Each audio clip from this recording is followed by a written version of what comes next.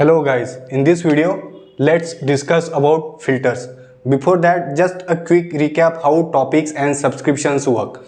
So we have a sender or a service over here which sends or publishes the message to that topic, and then that message gets delivered to all the subscriptions within that topic, subscription 1, 2 and 3. And then for each of these subscription it has its corresponding receiver, so that receiver or that service will fetch or retrieve that message. So that's cool, we all know this.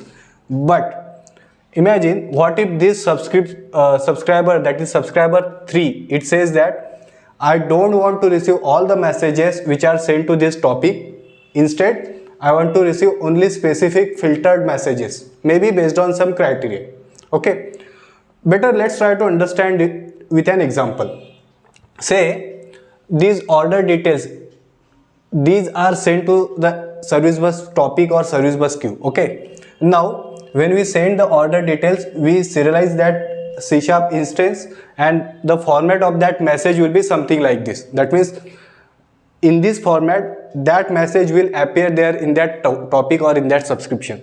Now say this subscription 3 says that I want to receive only those order details for which the payment status is completed, and subscription 1 and 2, they say that okay, send us all the messages, so we don't require any filter. So in that case, for this subscription 3 we can create a filter, and in that filter we can specify the condition that please accept only those messages for which payment status is complete.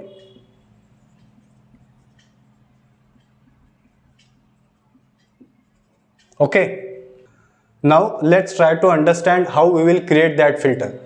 And probably that's not that straightforward, because first thing, service bus filters, they do not check the message body, and here when we send the message to the topic, that message body contains details like payment status is equal to completed. So as filters, they do not check the body, then how we will create that filter?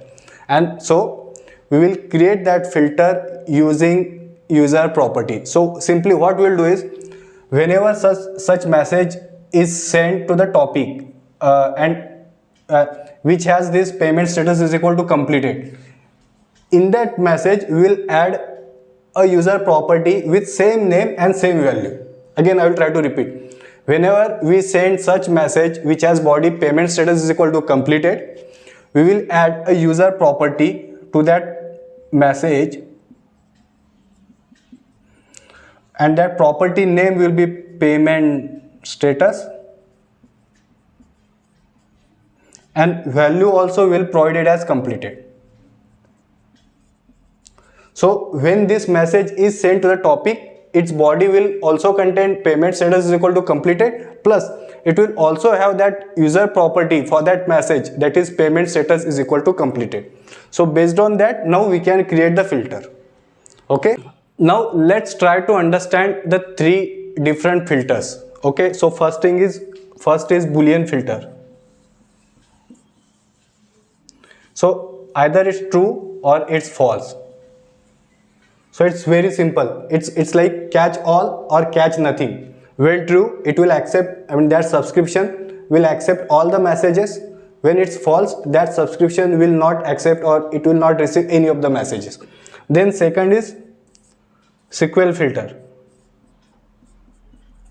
Now in this scenario, that is where we define this user property with payment status equal to completed, in such scenario we can use SQL filters, and where we can define conditions like equal to, like, percent or in condition. So the queries which we have in our SQL server, so similar queries we can define in SQL filter. And then there is correlation filter.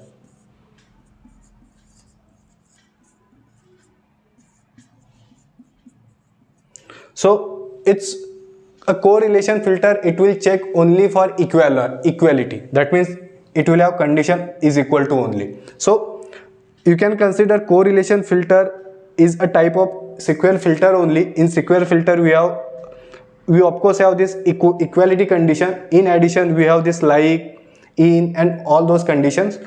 In correlation filter, we have only equality condition. But as far as performance is concerned, correlation filter is much better. Okay.